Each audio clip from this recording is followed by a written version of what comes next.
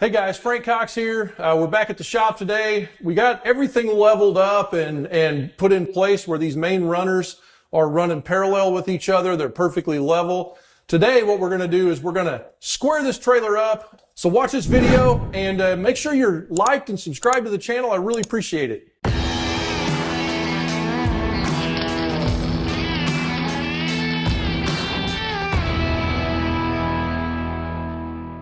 We've got our frame rail on this side set up like a cornerstone. It's where we want it in space. It's straight with the wall. That's what I use as a measuring point. We've got this one completely leveled. Once we got this one set in place, we're setting this one to it. Now for the convenience of how to move things, we just got to get these rails to where they're not twisted like this, right? They are parallel, but they're not, but right now they're out of kilter with each other.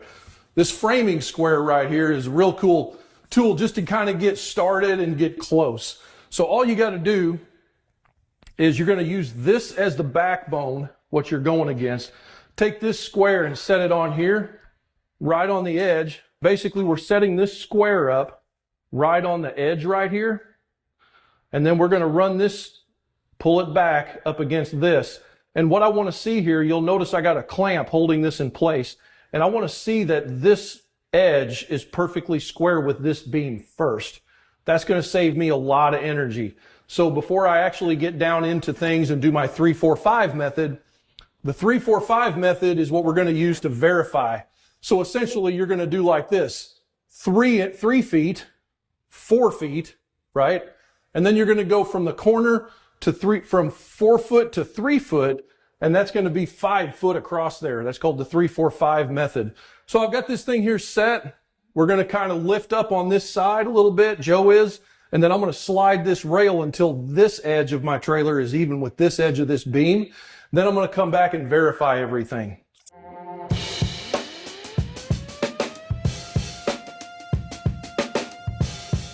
So all I did is he lifted up right here so this didn't move a whole bunch. It stayed pretty close.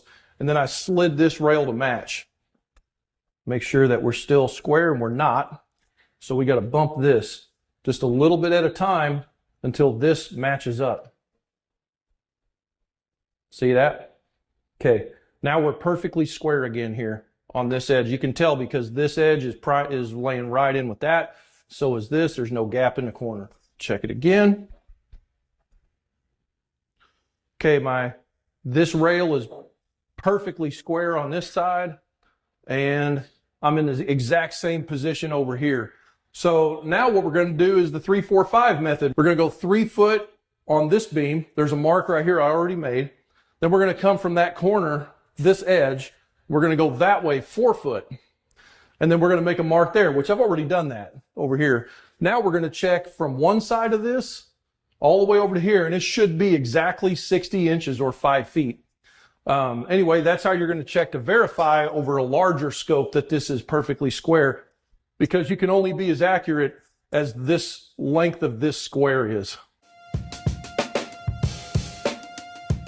So we're 59, and actually it's a 16th out, which if you really want to, you can dissect the atom on that and you can get it exactly perfectly.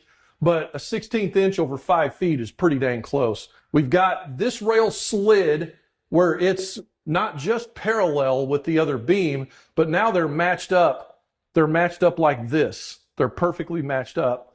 Now we're going to verify with a square over here. And like I said before, that's not going to be an incredibly perfectly accurate way of measuring. And it is. It's exactly just like just a little bit out of a 16th, like just under a 16th.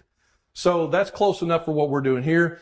I'm happy with that. Okay, now the last step before we start cutting cross members, now that we've got everything in alignment, we think, is we're going to pull this off of this one and measure that this one is still parallel with it perfectly, because we've moved quite a bit of stuff. Okay, I'm pulling off. I've got a 74-inch spring center on my axle. That's basically, if I hook the outside of that and the inside of this, I'll have my center mark, just like laying out studs on a house.